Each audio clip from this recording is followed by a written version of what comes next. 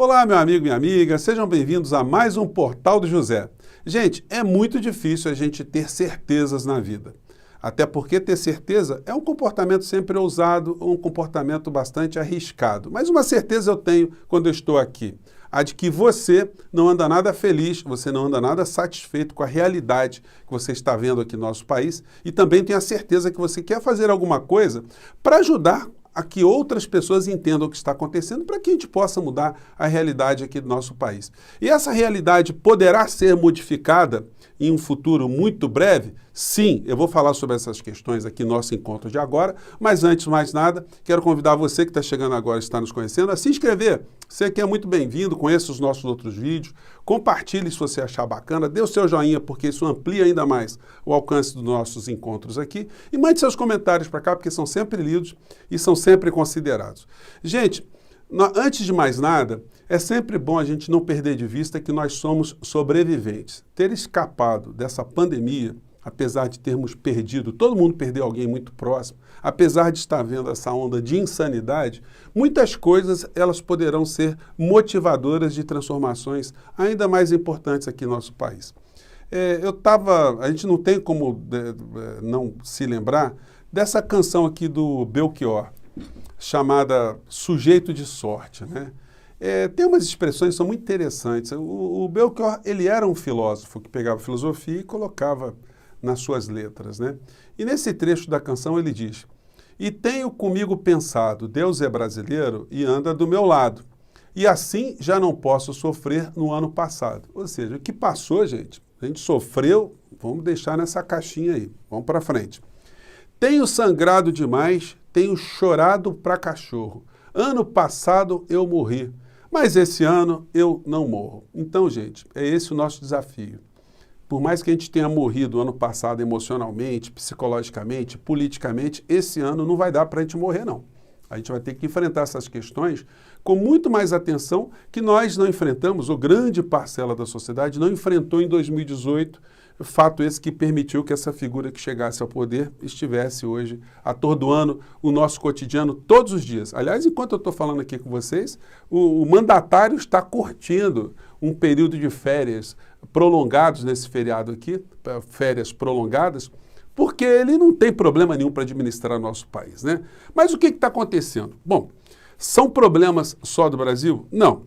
Em várias nuances a gente vai encontrar situações muito semelhantes em outras partes do mundo. Gente, eu já falei com vocês desse livro aqui, chamado Nacional Populismo, a revolta contra a democracia liberal, de dois britânicos sociólogos, né, pesquisadores, Roger Itwell e Matthew Goodwin.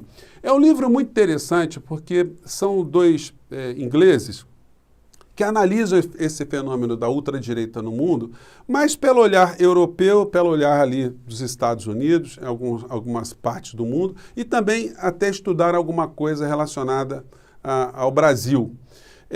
No mundo, eles têm percebido que essa onda ultraconservadora, ela veio para esconder o discurso mais racional das desigualdades econômicas nesses países todos. O que isso quer dizer? Por exemplo, nos Estados Unidos, a classe média e os trabalhadores norte-americanos, eles têm ficado cada vez mais pobres ou empobrecidos ao longo das últimas décadas. E cada vez mais os grupos poderosos economicamente nos Estados Unidos têm ficado cada vez mais ricos. A concentração de renda, a concentração de dinheiro está sendo cada vez maior nas mãos desses pequenos grupos.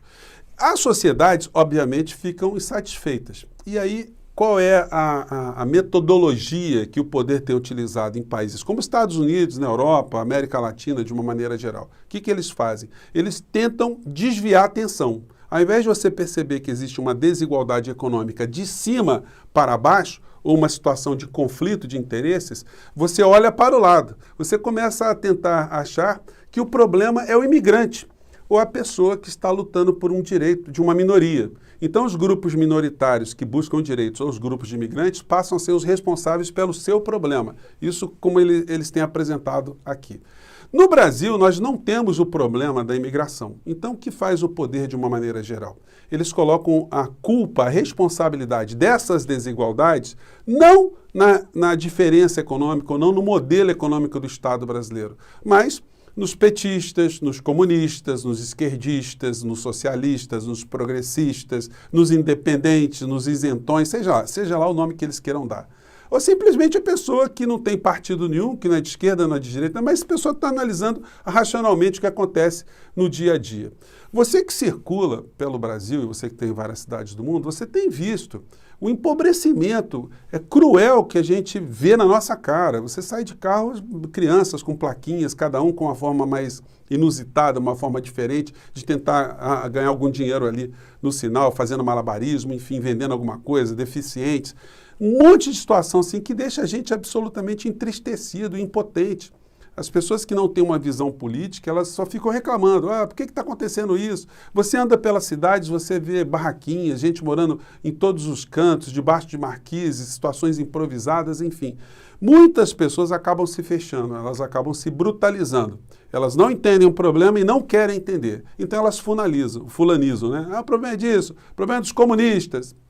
Como assim? Como é que são os problemas dos comunistas? Hoje o discurso das redes bolsonaristas, eles ficam dizendo o seguinte, olha, as crises estão acontecendo no mundo inteiro, aqui também está tendo, só que tem um negócio, eles reproduzem um discurso de Bolsonaro para desviar a atenção dessa desigualdade que acontece no mundo inteiro, como os dois pesquisadores estão dizendo. Eles apontam aqui que essa situação pode tender ao esgotamento, na medida que esses grupos de ultradireita chegaram ao poder e quando eles começam a produzir algumas políticas públicas, isso acaba causando alguma repulsa, como por exemplo na Inglaterra, onde eles fizeram a previsão que o Brexit, assim que começasse a dar os problemas reais para o cidadão britânico, ele ia pensar duas vezes se aquele é um caminho. Isso pode acontecer em outras partes do mundo. Não é por outra razão que o Trump perdeu as eleições nos Estados Unidos. Ele hoje certamente não tem o mesmo poder que tinha anteriormente, mas a mentalidade de um povo, quando ela fica muito corroída, não é fácil de você alterar. Mesmo aqui no Brasil.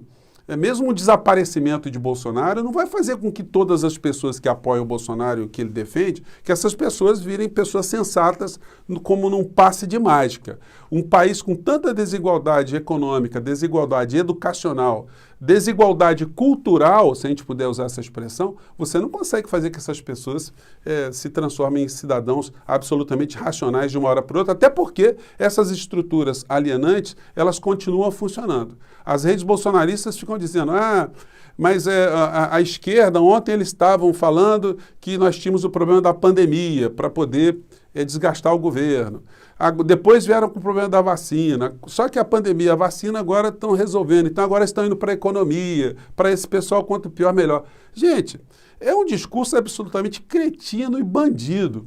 Eles querem que as pessoas que não estão satisfeitas, que as pessoas não critiquem, que não apontem os responsáveis. O Bolsonaro, ele não é responsável por absolutamente nada na visão dessas pessoas e na visão dele próprio, que tem funcionado, como eu tenho dito a vocês, cada vez mais como uma pessoa que fortalece essa ilusão ou essa alienação, criando essa polarização falsa na nossa sociedade que acaba fazendo com que a maior parte não perceba que os problemas reais são problemas de natureza econômica. Gente, quando nós analisamos aqui o tratamento que os jornais dão às desigualdades, a gente vê, por exemplo, o Estado de São Paulo com essa matéria aqui. Eles colocam para o leitor uma realidade. Gás a R$100 faz consumo voltar a usar lenha. Então eles mostram que essa senhora, com um monte de lenha debaixo do braço, tentando fazer a sua comidinha. Gente, o problema é que o gás está R$100. Essa senhora não tem dinheiro para comprar gás, mas ela certamente não tem dinheiro para comprar remédio, para comprar roupa, para comprar panela, para comprar uma melhor condição de vida, para comprar comida. Esse não é só o problema não é só botar o gás barato. O problema é diminuir a desigualdade social aqui no nosso país. Só os programas sociais, os programas assistenciais, eles não resolvem o problema. Tanto é que nós estamos tendo uma população cada vez maior necessitada desse tipo de apoio do Estado. As classes médias, elas ficam absolutamente penalizadas. Os trabalhadores, os empreendedores, os comerciantes, quem produz riqueza no Brasil, acaba ficando cada vez mais pobre também. E aí, muitos desses grupos começam a achar que o problema é de comunista, o problema é de socialista, o problema foi de gestão passada. Nunca é o problema a ser enfrentado como o problema da economia. Sempre é uma situação paralela. Vocês vão ver esse tipo de imagem, eu sei que é de São Paulo, certamente você circula, você vê muito isso, gente morando em barraquinha. Aqui no Rio de Janeiro nem tanto. O carioca vai morar em favela, ele vai morar debaixo da ponte, você não vê tantas pessoas morando em barraquinhas. Ou simplesmente, como a gente não tem tanto frio no Rio de Janeiro, as pessoas moram ali ao relento mesmo, colocam um cobertor e vão à luta. E aí, no meio dessa história toda que eu estou falando para vocês, nós temos a questão econômica, que é comandada por uma figura que, nesse momento, está sendo objeto de todo tipo de iluminação. As pessoas estão colocando foco em cima de Paulo Guedes. Eu fiz aqui praticamente uma semana de programas falando de Paulo Guedes, porque ele, de fato, é o principal personagem do nosso país, porque ele comanda a política econômica, que diz respeito à nossa vida, ao nosso cotidiano, ao que nós estamos colocando no posto de gasolina, aos preços no supermercado, à nossa conta de luz. Sim, existe uma política econômica, só que essa política econômica não visa resolver esses problemas que eu mostrei para vocês. Visa manter cada vez mais a concentração de renda nas mãos de pequenos grupos. E aí você vai vendo a blindagem para cima e para baixo. Nós vimos aqui ao longo dessa semana, que eu mostrei para vocês, que os telejornais ficaram uma semana sem falar de Paulo Guedes. E quando falaram foi para dar desculpa esfarrapada dele, que o dinheiro que ele tem lá fora não é dele. O dinheiro é da mulher e da filha, que estão administrando ali. E a coisa está tão patética, que eu estou vendo aqui a matéria, que na coluna do Josias de Souza, que tem deputado fazendo um bolão sobre o silêncio do Bolsonaro. Quanto tempo o Bolsonaro vai ficar sem falar nesse assunto? Ele chamou o Guedes para conversar, o Guedes falou ali dos milhões para ele, mas deve ter falado do Bolsonaro. Olha só, não mexe comigo não, porque você sabe que se mexer comigo, você cai no outro dia. Então, deixa eu ficar quieto aqui, vamos fingir que você que está mandando e eu que sou seu funcionário, quando de fato o que acontece é o contrário. Então, a situação está dominada por aí. Nós vimos um joguinho muito infame, que eu denunciei aqui ao longo desses meses todos, dos grandes veículos de comunicação fazerem críticas veladas ao Bolsonaro, mas sem aprofundar essa crítica a ponto de fazer com que o processo de impeachment ele eclodisse. Tanto é que é o seguinte, tem quase 140 pedidos de impeachment lá no Congresso. Quantos os meios de comunicação explicaram para o povo brasileiro? Quantos a gente está sabendo que foram motivados por esse genocídio que está acontecendo no nosso país? E aí a gente vê os editoriais, o pensamento dessa elite. A gente vê isso aqui, ó, jornal de hoje, de domingo, O Globo. Ministros deveriam terceirizar a gestão do patrimônio. Até o momento não há nenhuma evidência de que Guedes ou Campos Neto tenham feito algo de errado. Tão de sacanagem com a gente?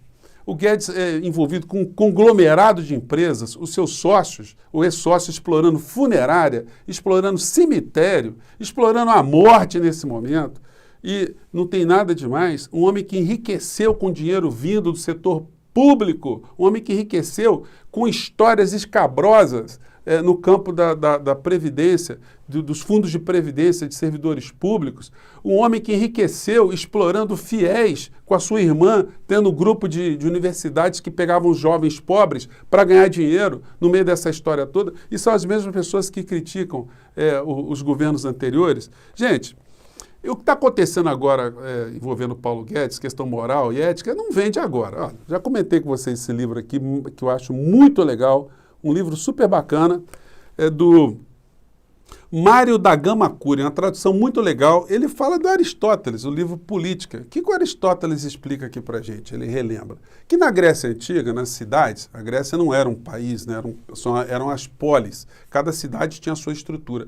Mas você só podia ser um político, você só podia cuidar da vida da polis se você tivesse algumas características, algumas situações objetivas. Quais eram? Você tinha que ser o cidadão daquela cidade, você não podia ser estrangeiro, você não podia ser mulher e você não podia ser escravo e não podia ser comerciante, você não podia ter negócio. Em algumas cidades se exigia que você tivesse que se desvencilhar pelo menos 5 anos antes da sua atividade. Outras exigiam 10 anos, outras 15 anos. Para quê? Para que não houvesse conflito de interesses. O homem grego, o político grego, ele estava ali para cumprir uma missão para a sociedade grega e não para fazer do exercício do poder algum tipo de situação que propiciasse alguma vantagem para ele. Gente, isso vem lá de trás. Só que para os jornalões, isso aí, para os grandes poderes econômicos aqui no nosso país, isso é uma coisa menor.